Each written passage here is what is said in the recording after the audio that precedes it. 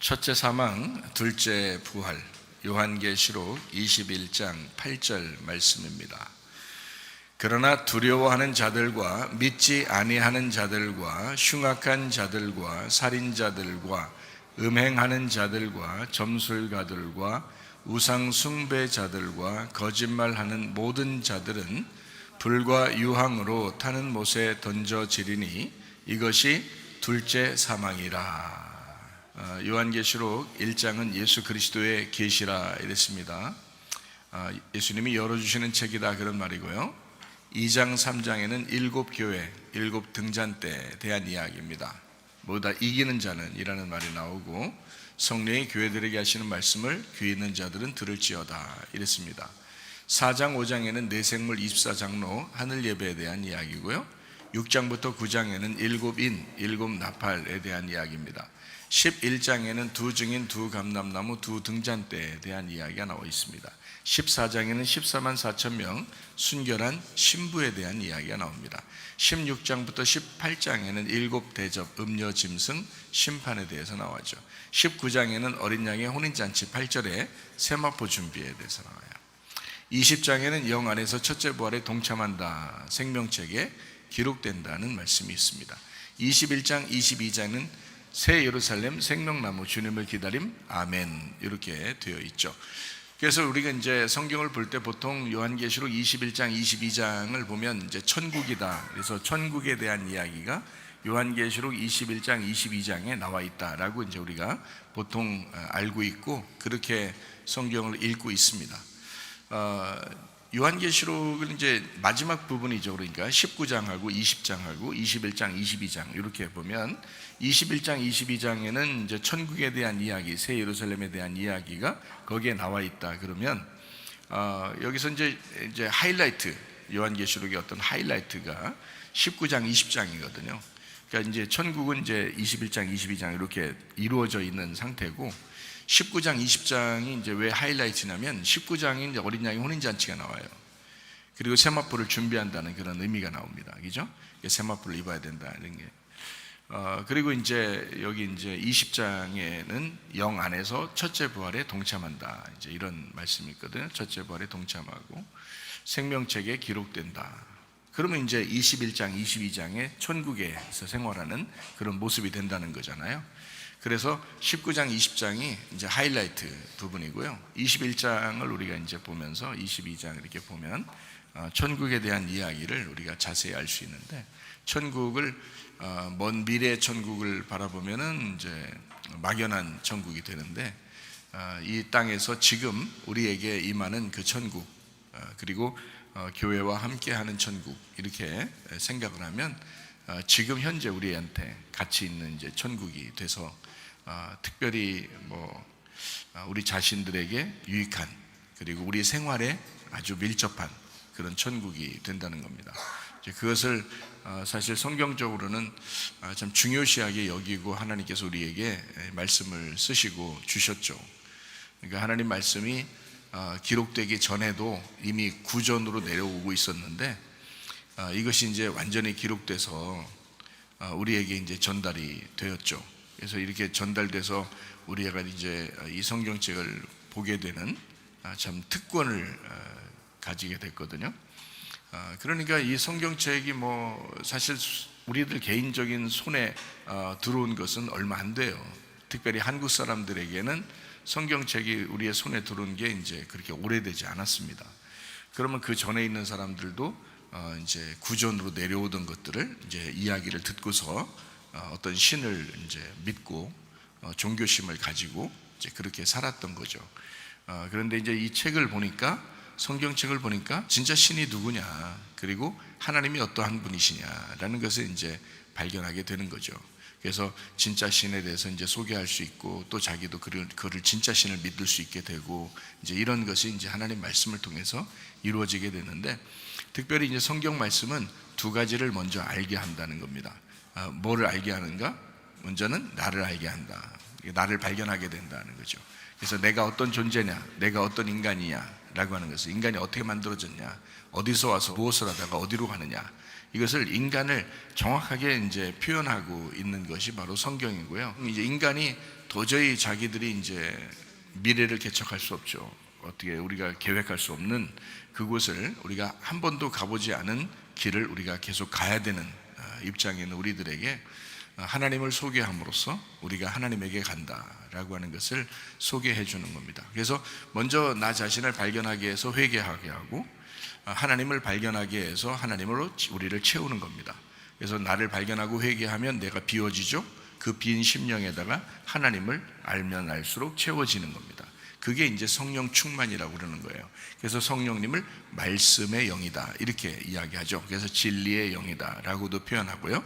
이 성령님을, 그래서 성령님은 하나님을 알게 하는, 그리고 나를 발견하게 하는 그런 분이시다. 그래서 우리에게 오셔서 이 말씀을 통해서 성령님은 나를 발견하게 하고 회개시킨다. 그리고 주님의 십자가를 정확하게 깨닫게 한다.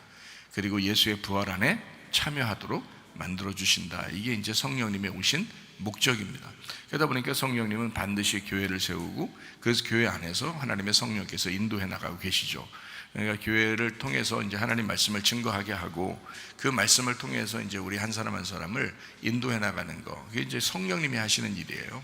사람이 하는 줄 알지만 사실 그렇지 않습니다. 하나님의 성령께서 분명히 하고 있는 그런 일들입니다. 음부의 권세가 이기지 못하는 교회를 성령님께서 이제 만드시고, 그래서 지금 이제 하나님의 진정한 교회가 이 반석 위에, 주님 반석 위에 교회를 세운다라고 했을 때, 그 교회는 음부의 권세가 이기지 못한다. 근데 음부라고 하는 게요, 죽음입니다. 사망이에요. 음부라고 하는 게, 성경의 음부는 사망을 의미하는데, 그 사망의 권세가 이기지 못하도록, 그러니까 계속해서 살아날 수 있도록, 계속 생명을 얻을 수 있도록 만들어준다는 거죠. 그러니까 주님의 교회는 사망이 오지 아니하고 계속 생명을 얻어서 살아가게 된다. 그게 이제 주님의 교회다라는 것입니다. 여러분도 사망하지 않고 계속 부활하는 삶을 사시기를 바랍니다. 그래서 제목도 그렇게 한번 잡아봤어요. 첫째 사망, 둘째 부활, 이렇게 잡아봤습니다. 성경에 첫째 사망과 둘째 부활이라는 말이 없습니다. 성경에는 없고요. 그 말 대신에 다른 말이 있죠. 첫째 부활이라는 말이 있죠. 그리고 둘째 사망이라는 말이 있죠. 그래서 요 말은 있는데, 첫째 사망 그리고 둘째 부활, 요 단어는 없어요. 그 단어는 없지만 정확하게 이제 그 말이 성경에 기록이 되어 있죠. 다시 말하면 삼위일체라고 하는 것은 성경에 기록되어 있을까요? 기록되어 있지 않죠. 근데 성경을 읽으면 읽을수록, 성경을 알면 알수록 삼위일체라고 하는 것을 우리가 알게 되죠.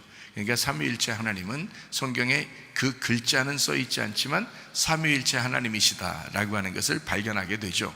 마찬가지로 첫째 사망과 둘째 부활이라고 하는 것은 성경에 기록되어 있지 않지만, 첫째 사망과 둘째 부활이라고 하는 것이 성경에 많이 나타나 있다라고 하는 것을 우리는 알 수가 있습니다. 자, 요한계시록 21장 1절 말씀입니다. 또 내가 새 하늘과 새 땅을 보니 처음 하늘과 처음 땅이 없어졌고 바다도 다시 있지 않더라 라고 되어 있습니다. 바다가 없다라고 하는 것은 바다에서 들어 올려진 땅에 대한 이야기다라고 하는 것을 전제하는 겁니다. 그래서 바다가 있으면 그 땅이 바다에 잠겨 있겠죠. 그런데 바다가 이제 빠져나가면 땅이 올라와서 이제 천지 창조가, 하나님의 창조가, 이 땅에 대한 창조가 이루어지게 된다는 겁니다. 그래서 이제 성경적으로 이제 어떻게 표현하는 거냐면요, 성소를 이제 이야기할 때, 성전, 성소를 이야기할 때 바다에서 올라온 성전, 성소가 된다 이렇게 보거든요. 그래서 뜰, 성소, 지성소, 이건 땅이에요. 뜰, 성소, 지성소는 땅을 얘기하고, 만약에 지성소에서 성소로, 성소에서 뜰로, 뜰에서 밖으로 나가면 이제 땅에서는 광야인데, 성경적으로 이제 이것을 의미할 때는 이 성소 안에 우리가 뜰부터 시작해서 성소, 지성소로 올라가야 되는데, 거꾸로 만약에 밖으로 나가면 바다가 된단 말이에요. 그러니까 성경은 바다에 대한 이야기를 쓴 책이 아니고 하나님이 설계하신 성소에 대한, 땅에 대한 이야기를 쓴 책이었다. 이렇게 성경이 기록이 되어 있습니다. 그래서 우리가 그걸 알게 되면요, 세상 지식 때문에 전체 다 고민할 이유는 없는 거예요. 다 전문가들이 따로 있고, 우리는 교회에 와서 뭘 배우고 뭘 알려고 하는 거냐면 성경을 배워서 자기를 알게 하고 하나님을 알게 하는 거, 이제 이렇게 성경을 배우러 오는 곳, 이게 바로 교회고요. 성경 배워서 하나님 말씀 알게 하는 것이 예배입니다. 그래서 요거를 이제 알게 하려고 하는 거죠, 하나님은요. 그러니까 땅에 대한 이야기지 바다에 대한 이야기가 아니었더라. 그래서 바다가 다시 없다라고 하는 것은 새하늘과 새 땅이 그렇단 말이에요. 새하늘과 새 땅. 그러니까 옛날 하늘과 옛날 땅은 바다가 같이 있었는데 새하늘과 새 땅이 되면 바다가 물러가는 거죠. 바다가 없어졌다는 얘기입니다. 그러니까 바닷물이라고 하는 게 사라지니까 새로운 하늘과 새로운 땅이 되더라. 새로운 지식이 우리에게 있더라는 겁니다. 하나님에 대한 지식이 우리에게 날마다 새롭더라는 거죠. 그러니까 바다의 지식, 세상의 지식이 우리를 이게 넘치지 못하도록 하는 거, 이게 바로 이제 새 하늘과 새 땅의 특징입니다. 그러니까 우리가 새 하늘과 새 땅 됐다, 이 말은 세상 지식이 물러가고, 세상 지식을 아무리 많이 안다고 해도 그걸 뭐 자랑할 이유가 교회 와서 없죠. 뭐 교회 와서 과학을 자랑하겠어요? 수학을 자랑하겠어요? 뭐 영어를 자랑하겠어요? 자기를 뭘 자랑하려고 하겠어요? 하나님의 말씀이 우리에게 전달되는 거, 그 말씀을 듣고 순종하고 겸손하게 주님을 따라가는 거, 이거밖에 우리가 남는 게 없죠. 세상 지식을 만약에 이 교회까지 와가지고 자랑한다면 여러분 어떻게 되겠어요? 그러면 못 배우신 분들, 가난하신 분들, 이런 분들은 어떻게 살아요? 교회 안에서 어떻게 살아요? 그죠? 못 배우신 분들도 있고 가난하신 분들도 있고, 그죠? 그러니까 건강하지도 못한 분들도 있고 세상 살맛 정말 없는, 세상 살맛이 없는 사람들도 있고, 그런데 마치 교회에 와도 세상에 있는 것들과 똑같이 비교해가지고 여기서 바닷물이 넘치도록 만들면 교회에 어떻게 다니겠어요?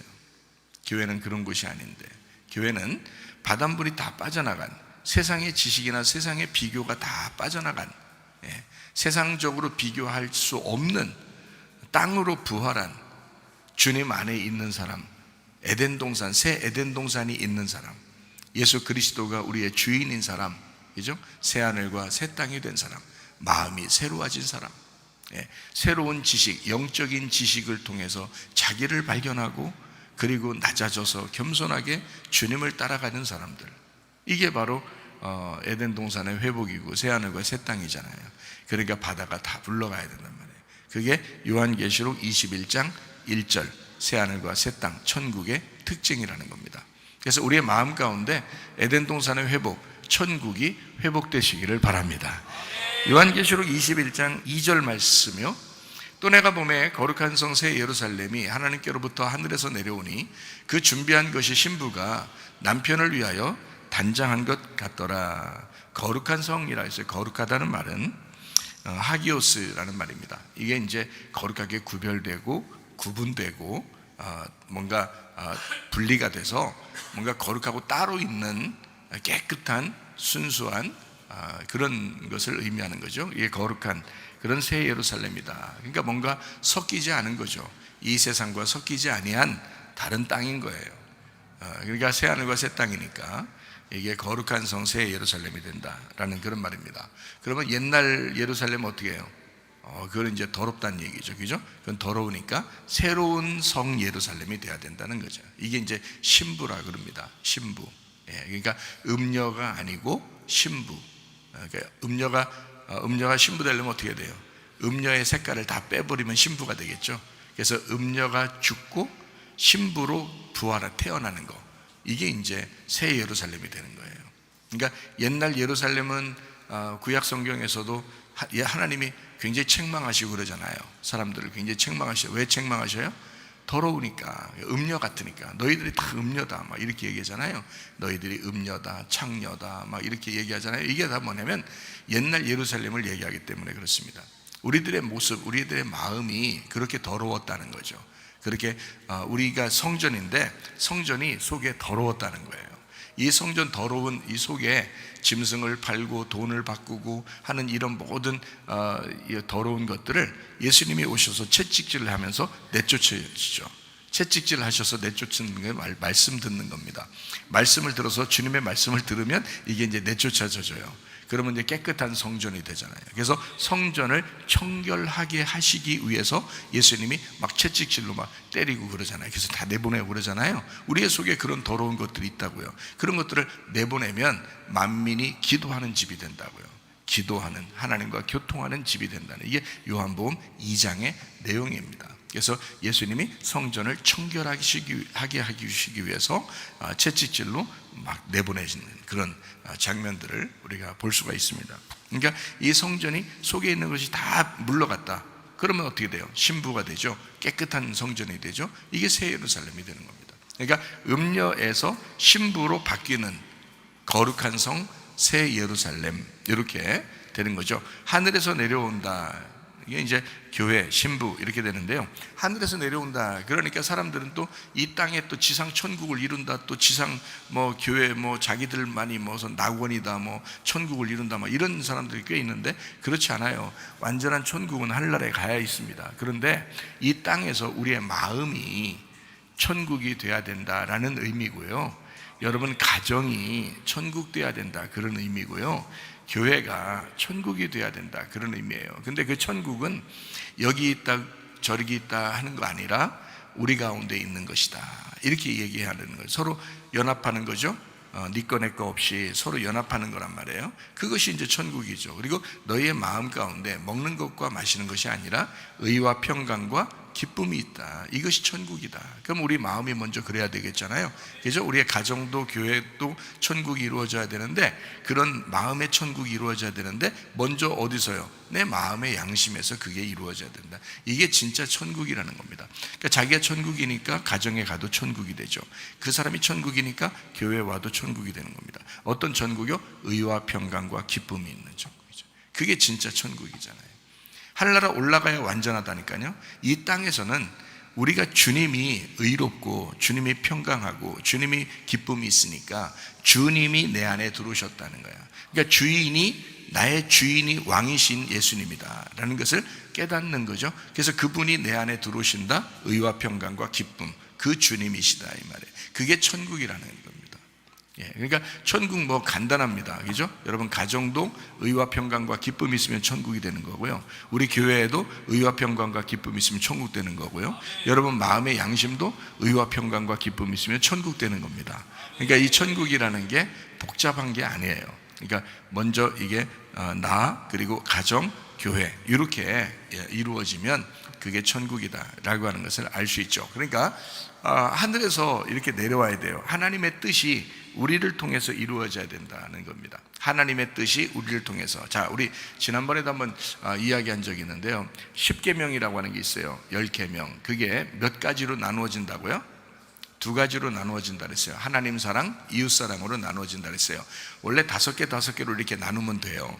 원래 5개 다 이 하나님 사랑, 이웃 사랑이니까. 그런데 요거를 하늘이라고 하는 건 하늘이라고 하는 걸 삼위라고 보통 성경에서는 표현을 해요. 삼위 하늘이다. 그래서 하나님을 삼위일체다 이렇게 말하죠. 세 분인데 하나. 그래서 삼위일체라고 하는데 삼을 하늘이라고 그래요. 하늘. 사를 땅이라고 그래요. 원래 땅. 근데 이제 육이라고 나오잖아요. 이건 세상을 의미합니다.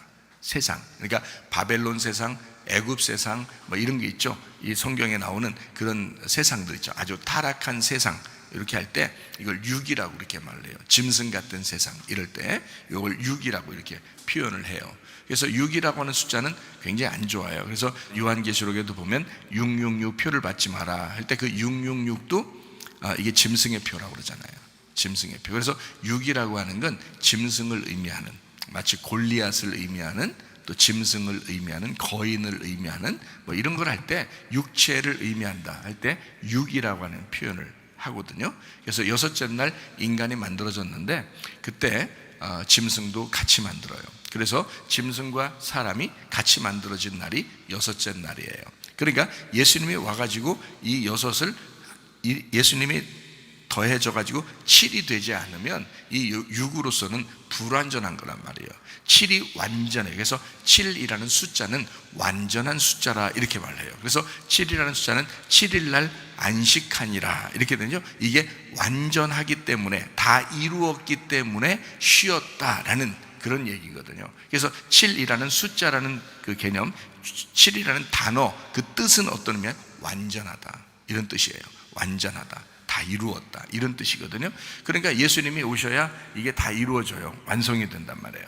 그러니까 6이라고 하는 건 나니까 짐승 같은 나니까 완성이 안 돼요. 예수님이 와서 7이 돼야 완성이 된다고요. 마치 사마리아 여자가 어떻게 했어요? 6명 남편이 있었는데 5명 남편이 있었어요. 율법에 5명 남편. 근데 1명 있는 남편도 내 남편이 아닙니다. 그 남편은 사마리아 여자와 같은 거죠. 그래서 6이라는 나는 짐승 같은 여자예요, 나는 음녀 같은 여자예요, 나는 죽을 수밖에 없는 여자예요 해서 6번째 남편도 내 남편이 아닙니다 라고 이 사마리아 여자가 고백을 하죠.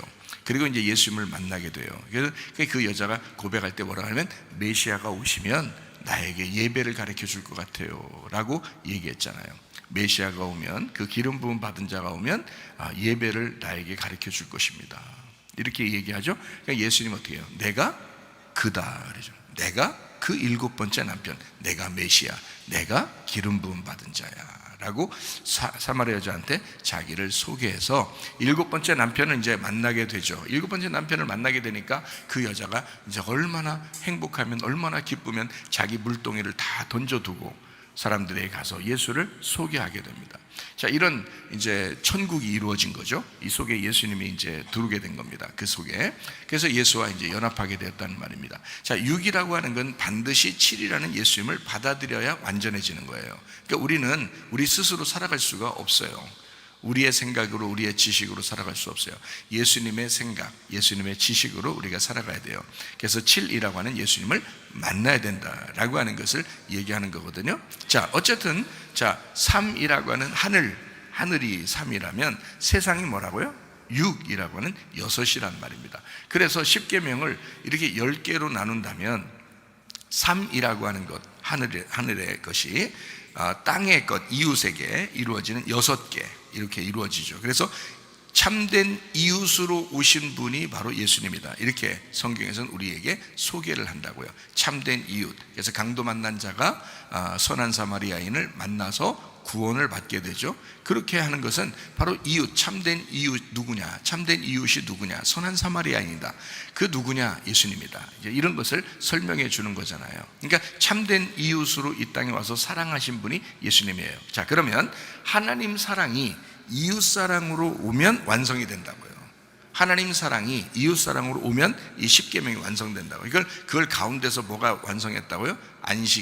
안식일이라고 하는 그 안식일, 예수님이 안식일의 주인이야. 그래서 하늘 뜻과 땅의 뜻을 요걸 연결해서 안식일로 연결했잖아요. 중간에서 연결했단 말이에요. 그래서 하나님의 뜻이 이 땅에 이루어지게 했다. 요것이 하나가 되게 만들었다라고 하는 것이 이제 성경의 그 십계명의 가르침입니다. 그러니까 예수님은 이제 안식일, 다시 말하면 예수님이 안식의 주인이 되셨다 해서 예수님이 안식의 주인은 어떻게 된다고요? 완전하게 이루셔야 되겠죠. 빚을 갚아야 되겠죠. 그래야 휴식하잖아요. 안식하잖아요. 자기가 죽음으로써 우리에게 생명을 주시는 거죠. 그래야 안식을 할 수 있잖아요. 그래서 안식일의 주인인 거예요. 그러니까 주인 마음대로 하겠다는 겁니다. 주인 마음대로 하는데 그가 이래라 저래라 하지 않고 예수님은 자기가 죽음으로써, 자기가 안식일의 주인의 자기가 죽음으로써 안식을 다 선포했단 말이죠. 그게 다 이루었다는 그런 얘기입니다. 자, 그러니까 십계명의 두 가지, 하나님의 뜻, 하나님의 사랑, 이웃 사랑에서 이웃 땅의 뜻에서 하늘의 뜻이 이 땅에 이루어지게 만들죠. 하나님 사랑이 이웃 사랑으로 이루어지게 만든단 말이에요. 그래서 위에서 아래로 내려오게 돼 있어요. 하나님이 땅으로 내려온 거, 이게 바로 예수님이잖아요. 그러니까 하나님이 이 땅으로 내려와서 여기서 완성하는 거예요. 하늘에서 완성한 게 아니고 그냥 하나님이 내가 너희들 사랑하는 거로 치자. 우리 내가 안 내려가겠지만 하늘에서 볼 때 너희들을 사랑해. 내가 엄청 사랑하거든. 오케이, 됐지? 사랑한다 이러고 그냥 안 내려오셨다면 그거는 하나님 사랑이 있는지 뭐 소용없잖아요. 이 땅에 이루어져야지 이 땅에 내려와야지 사랑한다는 말이 이루어진 거지, 확실한 거지. 그래서 예수 이름으로 내려와야 되는 거예요. 그래서 이웃사랑이 하나님 사랑을 완성하는 거거든요. 이웃사랑이. 그래서 하나님 사랑을 이웃사랑이 완성해요. 그러니까 이 땅에서 이루어져야 이루어진 거예요. 하나님은요, 여러분, 막연한 하나님 아니십니다. 하나님은 실질적인 하나님이십니다. 여러분과 함께 하시고요, 여러분 가정에 함께 하시고요, 여러분의 그 마음의 그 슬픔과 괴로움, 이걸 다 이미 아시는 하나님이시고요, 하나님은 여러분 이 땅에서 다 개입하시고 이 땅에서 일거수일투족을 아시면서 함께 동행하시는 그런 하나님이 우리 하나님이십니다. 그래서 하늘의 뜻이 하늘에서만 이루어지는 게 아니라 땅에서 이루어져야 완성이라고 말씀해요. 그래서 이웃사랑이 모든 율법을 완성하는 거다라고 하는 것이에요. 로마서 13장 10절 말씀을 보면 그렇게 나와 있죠. 로마서 13장 10절 말씀에 사랑은 이웃에게 악을 행하지 아니하나니 그러므로 사랑은 율법의 완성이라. 이웃사랑이 율법의 완성이 되는 거다. 왜? 그건 이 땅에서 실질적으로 이루어져야 완성이니까. 무슨 말인지 아시겠죠? 하늘에서 그냥 사랑한다 하고서 내가 너희를 사랑한다 아무리 외쳐봐야 소용없다고요. 이웃사랑으로 이것이 실질적으로 이루어져야 그게 완성이라는 거죠. 율법이. 그러니까 율법은 은혜로 완성되는 겁니다. 이게요. 그래서 요한계시록 21장 2절에 거룩한 성 새 예루살렘 하늘에서 이 땅에 내려온다, 이렇게 이루어진 것입니다. 자, 요한계시록 21장 3절 말씀입니다. 내가 들으니 보좌에서 큰 음성이 나서 이르되 보라, 하나님의 장막이 사람들과 함께 있음에 하나님이 그들과 함께 계시리니 그들은 하나님의 백성이 되고 하나님은 친히 그들과 함께 계신다. 임마누엘입니다. 하나님이 우리와 함께 하신다. 어린 양 되신 예수님이 우리와 함께 하신다. 교회와 함께 하신다. 이제 그런 말씀입니다. 요한계시록 21장 4절 말씀에 모든 눈물을 그 눈에서 닦아주시니 다시는 사망이 없고 애통하는 것이나 곡하는 것이나 아픈 것이 다시 있지 아니하리니 처음 것들이 다 지나갔다라고 되어 있습니다. 하나님은 다 이제 눈물을 닦아주시는, 사망과 고통이 다 없어진 그런 완성, 그 기쁨, 이것을 가지고 우리에게 이제 다루시고 하시는 분이에요. 자기를 부인하고 자기 십자가를 지고 주님을 따라가는 거 있잖아요. 그 주님을 따라가는, 주님의 제자 된다는 거거든요. 그래서 주님의 제자 될 때 이게 자기를 부인해야 되잖아요. 자기 십자가를 지고 가야 되잖아요. 그러니까 이게 눈물이 없겠냐고요. 고통이 없겠냐고요. 슬픔이 없겠냐고요. 있다고요. 있는데 주님이 그 눈의 눈물을 씻어준다. 그 고통을 씻어준다는 거. 왜 그럴까요? 주님이 아셨다는 겁니다. 주님이 너의 모든 삶을 같이 가고 있었다는 거예요. 다 알고 있었다는 겁니다. 사람이 공감 능력이라는 게 있죠. 공감을 못하면 누가 그렇게 아파하고 슬퍼하고 괴로워하는데도 몰라요. 그게 공감 능력이 없어서 그래요. 자기만 알아서. 공감 능력이 있으면요, 아기가 이렇게 넘어지더라도 있잖아요, 그 자기가 옛날에 넘어져서 아팠던 기억이 있으면 그 아기가 넘어질 때도 막 움찔합니다. 왜냐하면 이게 자기가 이제 다치는 것 같은 거예요. 아기가 이렇게 넘어지기만 해도요. 그런 때가 있죠. 왜? 그게 공감이라는 거거든요. 자기가 그렇게 아파봤어요. 자기가 넘어져 봤잖아요. 저도요, 자전거 타고 가다가 한번 그 내리막길에서, 옛날에는 도로가 발달하지 않았는데 돌멩이가 막 이렇게 있는 그런 데서 그날이 교회 소풍날이었어요. 제가 어릴 때 우리 아버지가 교회 소풍 이제 성도들하고 같이 이제 갔는데 거기를 이제 가야 되는데 늦어가지고 자전거 타고 이제 그곳을 간다는 게 쭉 이제 타는데 브레이크가 안 잡히는 거예요. 이 자전거에 브레이크가 고장난 거예요. 가다가 얼마나 당황했는지, 그게 한참 내려가는 거예요. 그래서 가속도가 붙어가지고 너무 빨리 내려가니까 이제 무섭더라고요. 빨리 내려야 되겠다. 그냥 중간에 내려야 되겠다. 이거 이대로 가다가 더 큰일 나겠다. 그래가지고 중간에 내려야 되는데 내렸는데, 이게 속도가 있으니까 그냥 내리니까 이 막 무릎이 밑에 닿으면서요, 이 돌멩이 같은 게 막 박히면서 찢어진 거거든요. 확 찢어지고, 자전거는 자기 자전거로 저쪽으로 가고 나는 막 댕구 이렇게 찢어져가지고 이렇게 굴렀거든요. 그게 기억이 나요. 피가 질질 흘리면서 소풍 따라갔다니까요. 아버지가 너 이게 어떻게 된 거야? 그 뭐 약도 뭐 비상약도 없는데 그래서 이제 그 뭐 물 같은 거를 이렇게 씻어가지고 대충 이렇게 뭐 감어서 이렇게 있었는데요. 그러다가 그래 괜찮더라고요. 지금까지 살아있는 거 보면. 시험해 보지 마세요. 그러니까 누가 넘어지잖아요. 그러면요 저는요 끔찍합니다. 그게 다치는 그 기억이 있잖아요. 여러분, 눈물을 닦아주신다, 고통을 닦아준다, 슬픔이 없도록 만든다. 왜 그러냐면요, 주님이 공감하시는 겁니다. 주님이 같이 있었기 때문에. 그리고 그 고통을 다 겪으셨었어요.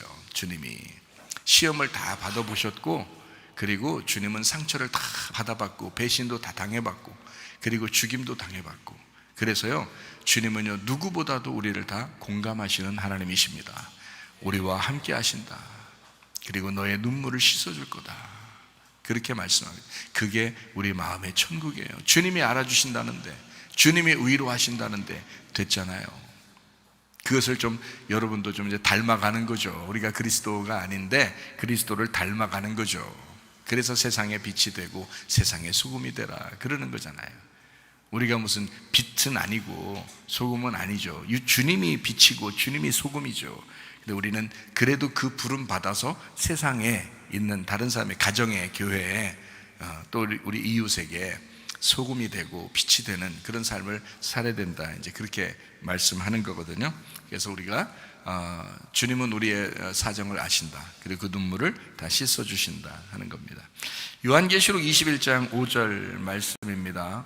보좌 앉으신 이가 이르시되 보라 내가 만물을 새롭게 하노라 하시고 또 이르시되 이 말은 신실하고 참되니 기록하라 라고 되어 있습니다. 자, 언제 새롭게 한다고요? 언제라고 하면 언제라고 했어요? 지금. 지금 새롭게 한다. 그러니까 앞으로 새롭게 할 거야 라는 말 아닙니다. 옛날에 새롭게 했잖아 그 말도 아닙니다. 지금 새롭게 한다 이 말이거든요. 그러면 오늘 성경 읽는 사람, 내일 성경 읽는 사람, 내일 모레 읽는 사람, 1년 후에 성경 읽는 사람 똑같이 지금 새롭게 한다 라는 말입니다. 그러니까 참 하나님 말씀 놀랍죠. 그 하나님 말씀은 신실하고 참되다. 참 꾸준한, 믿을 만한, 그 신뢰할 만한, 인정할 만한 그런 말씀이다. 그리고 진실된 그 진리의 말씀이다 라고 하는 것을 우리는 알 수가 있습니다. 요한계시록 21장 6절 말씀입니다. 또 내게 말씀하시되 이루었도다. 나는 알파와 오메가여 처음과 마지막이라. 내가 생명수 샘물을 목마른 자에게 값없이 준다라고 했습니다. 이렇게 처음부터 끝까지 하나님은 다 완성을 해놓고 그 틀 안에서 우리를 그 안에서 지금 그 말씀으로 살아가라 이렇게 말씀하는 거거든요. 지금 새롭게 한다. 지금 계속 말씀한다. 그래서 이미 완성된 그 말씀을 우리에게 주신 거예요. 그러니까 완성되지 않았는데 준 게 아니고 이미 완성된 말씀을 우리에게 주신 겁니다. 그 말씀으로 살아가라고 하는 것입니다. 하나님께서는 원래 형상이 있다고 했어요? 없다고 했어요? 원래 형상이 없어요. 하나님은 형상이 없어요. 그 형상이 만약에 있다면 어떻게 될까요? 만약에 하나님의 형상이 있다면, 하나님의 형상으로 무엇인가를 하나님의 형상이라고 만들어 놓으면 어떻게 돼요? 그거 다 가만히 놔둬야 돼요? 다 부셔버려야 돼요? 다 부셔버려야 돼요. 여러분 하나님의 형상이 아니에요. 여러분 하나님 형상이 아니에요. 여러분 하나님 형상이에요. 하나님 형상대로 만들어 놨다 그랬잖아요. 그러니까 하나님의 형상은 원래 다 부셔져야 되는 거예요. 그러니까 그렇다고 다 옆에 사람 또 볼때기 잡아당기고 이러지 마시고, 그러라는 뜻이 아니라 하나님의 형상은 이런 말이구나 라고 깨달으시라는 거예요. 내가 죽어야 되는구나. 그러니까 내가 자꾸 낮아져야 되겠구나. 내가 없어져야 되겠구나. 내가 없어질수록 진짜인 주님이 나타나겠구나. 이렇게 이제 생각을 하시면 딱 맞아요. 예수님이 하나님의 형상으로 이 땅에 오셨겠죠, 그죠? 근데 예수님이 하나님의 형상으로 이 땅에 내려오셔서 어떻게 하셨나요? 결국에는 결국 돌아가셨어요. 십자가 못 박혀 돌아가 있어요. 돌아가시고 난 다음에 막 엄청 생색내고 돌아다녔어요. 막 몇 년 동안 막 생색내고 돌아다녔어요? 아니면 올라가셨어요? 올라가셔요. 생색내지 않습니다. 예수님이 십자가 못 박혀 돌아가시러 오셨고 그게 목적이었어요. 왜? 자기는 뭘로 왔으니까? 하나님의 형상으로 왔으니까. 그래서 자기가 깨뜨려지고 진짜 하나님이 나타나게 하기 위해서 그런 거죠. 그러니까 예수님은 하나님의 뜻을 이 땅에 완성하셨다. 하나님의 뜻은 뭐라고요? 하나님의 형상인 예수가 죽는 것이었다. 그것이 하나님의 뜻이었다. 그것을 예수님이 이루셨다. 그러면 지금 우리는 이제 어떻게 해야 돼요? 우리는 예수님의 뜻을 이루는 사람이 돼야 되겠다는 거죠. 예수님의 뜻이 뭔데요? 교회 세우는 거라고요. 교회 세우는 거니까 예수님의 뜻을 위해서 나라는 예수님의 형상이 어떻게 돼야 되겠어요? 깨뜨려져야 되겠죠. 그래야 교회가 세워진다는 겁니다. 교회에서 자기 주장하는 사람이 있으면 교회가 안 세워지겠죠. 자기가 자기를 자꾸 나타내고 드러내는 사람이 있다면 교회가 세워지지 않겠죠. 자기가 죽는 사람들만, 자기가 모래가 되는 사람들만, 자기가 가루가 된 사람들만, 밀가루도 가루가 다 고운 가루가 돼야 빠져가지고 고운 가루가 돼야 이거 하나의 그 가루를 모아가지고 물을 섞어서, 물이라는 말씀을 섞어가지고 빵을 하나 만들죠. 그렇잖아요. 가루가 굵은 가루가 되면 안 된다고요. 교만한 굵은 가루가 되면 안 된다고요. 고운 가루로만 하나님 앞에 드려야 된다고요. 그러니까 다 빠져야 돼요. 그러니까 하나님의 형상이니까, 우리가 그리스도의 형상이니까 우리가 빠지면 빠질수록 그리스도가 나타나게 되어 있다는 거죠. 이게 진짜 교회입니다. 참 놀라운 얘기예요. 참 놀라운 얘기예요. 제가 이렇게 얘기하면 할수록 참 놀라운 얘기라고 저도 알고 있는데 참 놀라운 얘기예요. 그러니까 우리 그리스도의 형상인 우리들이 자꾸 자기를 빠지시게, 말씀으로 자꾸 빠지게 해서 그리스도의 교회가 세워질 수 있도록 해야 합니다. 여러분의 그리스도의 가정이 또 세워질 수 있도록 해야 합니다. 그러려니까 자기가 자꾸 빠져야 되죠. 상대방을 위해서 자기가 빠져야 된다. 한쪽 사람만 자꾸 빠져가지고 희생하고, 넌 원래 그렇게 살아야 돼, 그렇게 살 팔자야 이러면서 상대방이 그렇게 얘기하면 기분 좋겠어요? 기분 안 좋죠. 서로가, 아내는 남편을 위해서 빠지고 남편은 아내를 위해서 빠지는 그런 가정, 참 아름다운 가정일 거잖아요. 그죠? 부모는 자녀를 위해서 빠지고 자녀는 부모를 위해서 빠지는 그런 가정. 교회 안에서도 서로 빠져서 교회가 새로 세워지는 그런 교회, 얼마나 아름답겠어요. 자기를 자꾸 드러내면 드러낼수록 그 형상만 나타난다고요. 형상만 나타나서 자기를 좀 알아달라는 거예요. 자기를 봐달라는 거예요. 자기에게 숭배해달라는 거예요. 자기 숭배하다, 그게 뭐예요? 우상 숭배가 되는 거예요. 그게 형상 숭배, 우상 숭배가 되는 거란 말이에요. 이해가 돼요? 이 우상은, 형상은 어떻게 된다? 깨져야 된다. 속에 진짜가 나타나게, 진짜가 나타난다. 진짜가 나타나게 해야 된다. 여러분 속에 그리스도가 진짜니까 그 실제가 나타날 수 있도록 그렇게 주님에게 여러분을 제공하시기 바랍니다. 그런 삶을 사시면 감사하겠어요. 요한계시록 21장 7절 말씀입니다. 이기는 자는 이것들을 상속으로 받으리라. 나는 그의 하나님이 되고 그는 내 아들이 되리라 라고 되어 있습니다. 이기는 자는 어떤 사람을 이기는 자라고 그런다고요? 남을 살리기 위해서 죽는 자, 그게 이기는 자예요.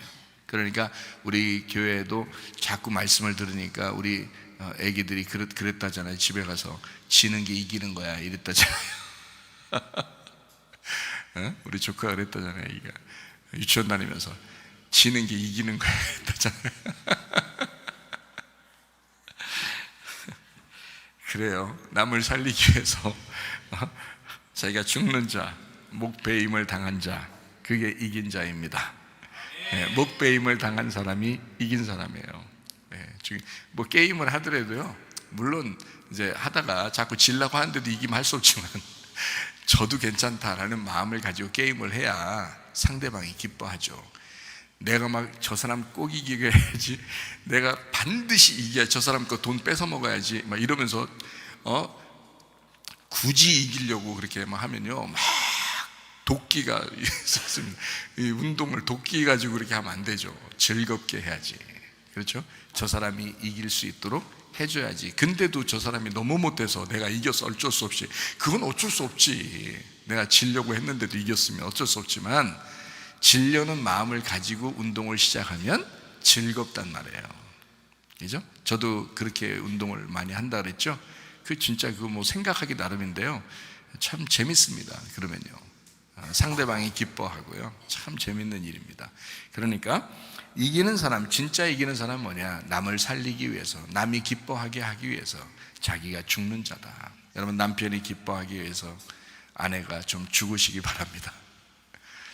대답하지 않아도요, 틀림없이 그렇게 할 줄로 믿습니다.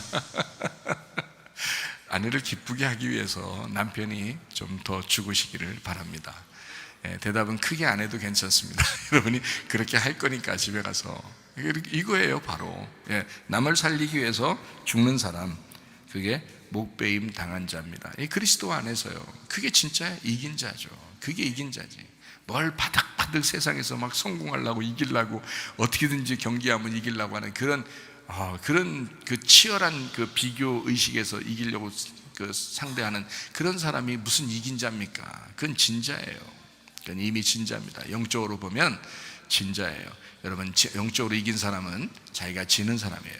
자기가 목배임 당하는 사람이에요. 끝까지 믿음 가지고 견뎌내는 사람입니다. 그런 사람이 이기는 자예요. 끝까지 견디는 사람, 믿음을 가진 사람, 그리고 남을 화목하게 만드는 사람, 이게 하나님의 아들이 되리라라는 거죠. 그래서 인내로 영혼의 구원을 얻는 사람, 그리고 화목하게 하는 사람, 이게 하나님의 아들이 된다. 그게 상속으로 받는 이기는 자라고요. 여러분, 이해가 되겠죠? 여러분 다 이기는 사람 되길 바랍니다. 감사해요. 자, 우리 요한계시록 21장 8절 말씀을 한번 보겠습니다. 그러나 두려워하는 자들과 믿지 아니하는 자들과 흉악한 자들과 살인자들과 음행하는 자들과 점술가들과 우상 숭배자들과 거짓말하는 모든 자들은 불과 유황으로 타는 못에 던져지리니 이것이 둘째 사망이라, 이렇게 되어 있습니다. 두려워하는 자들, 믿지 아니하는 자들, 의심하고 불신앙을 가진 자들이잖아요. 두려워하는 자들이요, 안 믿는 사람들입니다. 여러분, 사람이요, 무슨 문제가 닥치잖아요. 질병이 걸렸어요. 아니면 돈의 문제가 생겼어요. 근데 막 두려워져요. 왜 그럴까요? 안 믿어서 그런 거예요. 하나님을 못 믿어서 그런 거예요. 하나님이 해결자인데, 하나님이 해결자라는 걸 안 믿어지잖아요. 그러면 막 두려워집니다. 그러니까 두려워하는 사람이 뭐냐? 믿지 아니하는 사람입니다. 그럼 믿지 아니하는 사람은 뭐냐? 하나님 보실 때 가증한 사람들입니다. 이게요, 그를 흉악하다, 가증한 사람들이다, 이렇게 말하는 거예요. 그러니까 이게 지금 여기서 말하는 건 다 같은 사람들이라는 얘기하는 거예요. 다 같은 사람들. 이게 나누어진 사람을 얘기하는 게 아니라 다 똑같은 사람이다, 이 말이에요. 그러니까 한 사람이 요걸 한다고 해서 난 저건 안 해, 그러니까 나는 이 많은 것 중에서 한 가지밖에 잘못한 게 없어 라고 할지 모르지만 아니에요. 이게 다 똑같은 것입니다. 그래서요, 두려워하는 사람은 믿지 아니하는 사람, 믿지 아니하는 사람은 흉악한 사람이에요. 흉악한 사람은 살인자입니다. 살인자는요, 음행하는 사람입니다. 음행이 분리를 시키는 거잖아요. 그러니까 사람이 이렇게 분리가 되는 걸 의미하는 거거든요. 그런데 살인하면 어떻게 돼요? 그 사람과 나를 분리시키는 거잖아요. 죽여서기죠? 분리시키는 거예요. 똑같아요. 그리고 점술가, 그게 이제 점술하는 거예요. 그게 우상숭배라고 그러죠. 그게 거짓말하는 사람입니다. 그러니까 진리를 벗어났다, 이 말이에요. 거짓말했다, 그 말은 진리를 벗어난 사람이다. 진리를 벗어난 사람이 의심하는 사람이고, 믿지 않는 사람이고, 두려워하는 사람이죠. 진리를 벗어났으니까. 그러니까 진리 가운데 거하면 어떻게 돼요? 의심하지 않죠. 믿음이 있죠. 온유하죠. 그렇죠? 두려워하지 않고 마음을 평안하게 하죠. 주님을 완전히 믿어버리죠. 이게 이제 하나예요. 하나를 의미하는 겁니다. 이게 무슨 말인지 여러분이 좀 이해를 하죠. 설명을 해보면 이런 겁니다. 이런 사람들은 어떻게 된다고 그랬어요? 불과 유황으로 타는 못에 던져진다. 이거를 무슨 사망이다? 몇 번째 사망? 둘째 사망이라고 나와 있습니다. 그러니까 거짓말하는 사람도 둘째 사망, 두려워하는 사람도 둘째 사망이에요. 의심하는 사람들도 둘째 사망, 살인자들도 둘째 사망, 우상 숭배하는 자들도 다 둘째 사망이에요. 여러분이 조금만 잘난 체 해보세요. 자기를 나타내, 자기 안 알아준다고 막 기분 나빠 한번 해보세요. 그게 뭐가 나타난 거라고요? 우상이 나타난 거라고요. 우상이 나타나니까 다른 사람들 어떻게 해요? 우상 숭배하라 하는 거 아니에요? 그죠? 우상 숭배자예요.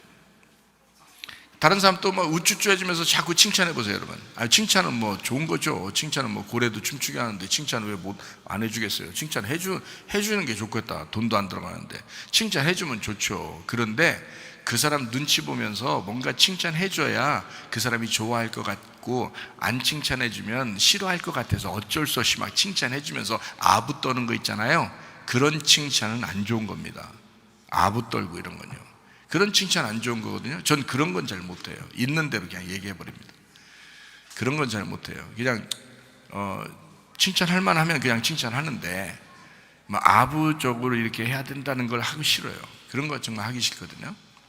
그런 사람들 그거 안 좋은 거예요. 그게 우상숭배라고 이게. 그런 것도 우상숭배. 그러니까 여기 성경에 나오는 여기 이런 사람들은 둘째 사망에 들어간다. 불과 유황에 들어간다. 여기 해당되지 않는 사람들이 천국 간다 이 말이거든요. 그러면 불과 유황으로 우리가 들어가면 안 되겠다. 자, 개들은 어떻게 될까요? 개들도 천국 못 갑니다. 개들도요. 개들 저 멍멍 이 말 아니에요. 멍멍 그런 게 아니라 이런 걸 개들이라고 그러는 거예요. 그러니까 두려워하고 믿지 아니하고 흉악하고 살인하고 음행하고 점술가 우상숭배하고 거짓말, 이걸 개라고 그래요. 개, 돼지, 개 같은 자, 돼지 같은 자, 거룩한 걸 짓밟는 자, 거룩한 거를 다시 더러운 데서 누워서 거룩한 거를 아주 더럽게 여기게 하는 자, 이런 개 같은 사람들이잖아요. 개가 특징이 뭐라고요? 토한 걸 또 먹는다. 그러니까 자기가 먹었던 걸 토하고 토한 걸 또 먹고 그래요. 그러니까 먹었었기 때문에 토하는 거예요. 안 먹고 토하진 않잖아요. 헛구역질 만나지. 안 먹으면 헛구역질 만나지 토하는 게 아니잖아요. 그죠? 그런데 먹었었기 때문에 토하는 거예요. 자, 성경에서 먹는 건 뭐라 그래요? 말씀을 먹는 것밖에 안 나와요. 그게 영적인 성경의 말씀입니다. 그러니까 매일마다 양식을 구하라 그러죠. 그게 먹는 걸 의미하는 겁니다. 그러니까 말씀은 먹는 거예요. 기도는 교통하는 거고요. 그러니까 이 말씀을 통해서 기도한다 그 말은, 말씀과 기도로 거룩해진다 그 말은 말씀을 통해서 하나님과 교통한다 이렇게 돼야 되는 거거든요. 그런데 말씀을 먹었어요. 말씀을 들었어요. 근데 이걸 토해버려요. 자기에게서 안 받았다는 얘기예요. 안 받았다. 이게 말씀을 제가 증거해 주잖아요. 여러분이 성경책을 또 읽잖아요. 그러면은 이거를 말씀을 읽고 아니면 말씀을 이렇게 들을 때 이걸 받아들여야 되거든요. 그죠? 받아들여서 소화가 돼야 되는데 이게 안 되니까 어떻게 돼요? 토해버리는 거예요. 그러니까 이게 안 받아지는 거예요. 자, 여러분 말씀대로 순종해야 되는데 말씀 순종하지 아니하고 불순종하는 사람들 있죠. 그리고 말씀을 일부러 까먹어버리는 사람들 있죠. 그리고 교회 오면은 이상하게 목사님이 매일 똑같이 그렇게 하라고 얘기하니까 거기에 대해서 부담을 갖는 사람들 있죠. 근데도 또 안 하는 사람이 있죠. 어떻게 되냐면 토해버리는 거기 때문에 그걸 또 말씀을 또 들어요. 그리고 또 토해버려요. 또 들어요. 또 토해버려요. 이게 뭐냐면 개예요. 개들은요 점술가와 같고요 우상숭배자들과 같습니다. 천국 못 가요. 그러니까 성경에 있는 대로요 여러분 진짜 사람처럼 사시기 바랍니다. 주님이 사람이셨으니까 참 사람으로 진리 가운데 살면 되는 거예요. 그러니까 불과 유황으로 던져버린다잖아요. 둘째 사망이에요. 그게 그렇게 되면 안 된다는 겁니다. 그래서 거룩한 것을 개에게 주지 말고 진주를 돼지에게 주지 마라 그랬잖아요. 하나님 말씀은요 귀중하게 돼야 되는 겁니다. 여러분 그 말씀을 귀하게 받아들여야 되는데요 그런 사람들이 그 말씀에 순종하게 돼 있죠. 하나님 말씀 증거하는데 여러분이 순종하기를 바라고 증거하지, 이 사람들은 분명히 불순종할 거야. 근데 뭐하러 증거해요? 순종할 거야 라는 기대를 가지고 이제 말씀을 증거하는 거거든요. 주님께서도 그렇게 말씀하는 거죠. 오늘 말씀 꽤 부드럽게 얘기하잖아요. 그죠? 부드럽게 얘기하지만 여러분에게 아주 강력한 말씀이 되기를 바랍니다. 그래서 이 말씀이 여러분에게 이게 순종해야 되겠다. 내가 깨끗한 것을 더러운 곳에서 내가 이렇게 눕지 않아야 되겠다. 내가 자꾸 죄를 자꾸 반복하지 말아야 되겠다. 이게 토한 걸 또 먹고 토한 걸 또 먹고 또 먹은 걸 또 토하고 이렇게 해서는 안 되겠다. 이런 적어도 결심을 하셔야 되거든요. 다시 말하면 하나님께 내가 배신하지 말아야 되겠구나. 의리를 지켜야 되겠구나. 그 의리를 지키는 게요, 꾸준한 믿음입니다. 변함없는 믿음이에요. 주님께서도 그런 사람을 참 좋아하는데요, 충성된 증인, 죽도록 충성하라 그러잖아요. 믿음이 끝까지 가는 사람을 얘기하는 겁니다. 그게요, 죽도록 충성하라. 예, 충성된 증인, 이런 건요, 그런 건요, 믿음이 끝까지 변함없이 가는 사람, 이런 얘기거든요. 그런 사람은 주님께서 생명의 멸류관을 주신대요. 아주 중요한 얘기입니다, 여러분. 아주 중요한 얘기예요. 그러니까 여러분이 하늘나라의 생명의 그 멸류관을 받으려면 죽도록 충성하는, 그러니까 어쩔 수 없어요. 꾸준한 믿음, 변함없는 믿음을 가지고 있어야 되지, 자기가 계속 말씀을 토해버리고 또 먹는 그런 더러운 개와 돼지와 같은 그런 믿음 생활하면 안 됩니다. 그건 믿음도 아닙니다. 그건 종교 생활이에요. 그건 더러운 종교 생활이에요. 그건 우상 숭배라고요. 진짜 그리스도의 사람들은요, 배신하면 안 됩니다. 교회를 배신하면 안 되고요, 주님을 배신하면 안 되고요, 말씀을 배신하면 안 됩니다. 그러니까 말씀에 순종하는 여러분 되시기를 바랍니다. 두려워하는 사람, 믿지 아니하는 사람, 가증스러운 사람, 살인하는 사람, 음행하는 사람, 음행하는 거 하나님과 비교하기 때문에 그래요. 하나님과 비교해서 선택하는 걸 의미하는 겁니다. 마술하는 사람, 우상 숭배하는 사람, 모든 거짓말하는 사람, 이거 다 불과 유황못에 던져지리니 둘째 사망이 기다리고 있을 것이다 라는 그런 얘기입니다. 자, 성경에는 사망이 몇 개 나오냐면 2개가 나옵니다. 첫째 사망과 둘째 사망. 이렇게 첫째 사망은 언제 일어난 거예요? 선악과 먹고 옛날 사망했던 것을 의미하는 겁니다. 그때 실제로 먹자마자 바로 죽은 게 아니에요. 영적인 하나님과의 떨어짐을 의미합니다. 영적으로 하나님과 분리가 되었다, 이것을 하나님과 교통이 상실되었다, 이걸 첫 번째 사망이라 그러는 겁니다. 그럼 두 번째 사망은 어떤 걸까요? 두 번째 사망은 하나님과 영원히 떨어진다는 얘기입니다. 너 죽을 때 보자. 너 죽을 때 영원히 하나님과 분리가 되어버린다는 거예요. 그게 둘째 사망이에요. 그러니까 그 다음에는 회복이 없어요. 둘째 사망이 오면 회복이 없어요. 그래서 첫째 사망으로 끝나야 됩니다. 첫째 사망으로 끝나면 어디에 붙은 사람이 되어야 되냐면 첫째 부활에 붙은 사람이 되어야 되는 거예요. 그게 요한계시록 20장에 나오는 겁니다. 첫째 부활에 동참하는 거. 그러니까 자 봐요. 첫째 사망했던 우리가 깨달았어요. 주님을, 그 십자가를 깨달았어요. 그래서 예수님이 부활하셨죠, 첫 번째. 그래서 거기에 참여한 자, 첫째 부활에 동참한 자가 된다. 그래서 첫째 부활에 참여한 자는 복이 있나니, 이러죠, 그죠? 그래서 첫째 부활은 예수님이고 그 예수님에게 붙은 자, 이 첫째 부활이죠. 그러면 둘째 사망이 그들을 다스릴 수가 없다 그러죠. 그러니까 영원히 떨어지지 않는다 이 말이에요. 진짜 예수 믿으면요, 하나님과 영원히 안 떨어집니다. 진짜 예수 믿으면요. 근데 진짜 예수 믿지 않으면요, 둘째 사망이 기다리고 있습니다. 하나님과 영원히 떨어지는 것이 기다리고 있습니다. 예. 왜? 당신이 배신한 거야. 하나님은 우리를 배신한 게 아니에요. 당신이 배신한 거라고요. 그래서 하나님과 영원히 떨어지게 되는 거라고요. 그게 둘째 사망이라고요. 그런 둘째 사망에 참여하지 아니하고 첫째 부활에 참여해야 된다. 예수 십자가 부활, 그 영의 구원에 참여한, 주님 안에서 받은 그 주님의 복을 누리는 거, 하나님과 교통이 회복됐다는 말입니다. 그 첫째 부활이에요. 첫째 부활에 참여한 사람은요, 둘째 부활하게 됩니다. 근데 둘째 부활이 성경책에 없죠. 왜냐하면 둘째 사망이 없다는 게 둘째 부활이죠. 이해가 되겠어요? 예, 그러니까 성경에는 첫째 사망도 안 나오고 둘째 부활도 안 나온다는 거죠. 그런데 문제는 첫째 사망이 있다는 겁니다. 선악과 먹고 난 다음에 하나님과 분리가 된, 하나님이 그랬죠. 선악과 먹으면 너 죽는다 그랬죠. 반드시 죽을 거야 라는 말을 했는데 그게 바로 첫째 사망이에요. 그거 먹어서. 그러면 이제 첫째 부활이라는 단어가 성경에 나오는데 이 첫째 부활에 우리가 참여해요. 예수님과 함께. 그 영의 구원에 우리가 참여해요. 그러면 여기서 이제 어떻게 살아가야 돼요? 우리가 살아가는 거, 둘째 부활을 누리면서 살아가야 되잖아요. 그래 둘째 사망이 없죠. 둘째 사망이 없고 계속 살아가는 거, 하나님과 교통이 계속 연결되는 거, 이게 영혼의 구원이라고요. 우리의 삶의 구원, 지금 영혼이 구원받아 살아가고 있는 삶을 둘째 부활이라고 얘기한다고요. 이거를 무슨 말인지 아시겠어요? 예. 그러니까 이게 성경적이라고요. 그걸 뭐라고 그러느냐? 주님의 재림이라 그런다. 우리의 속에 먼저 재림이 임하셔야지.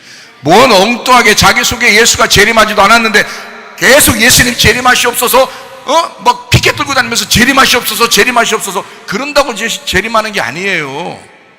예수의 재림이 우리에게 먼저 오셔야죠. 다시 말하면 예수님이 옛날에 오셨었잖아요.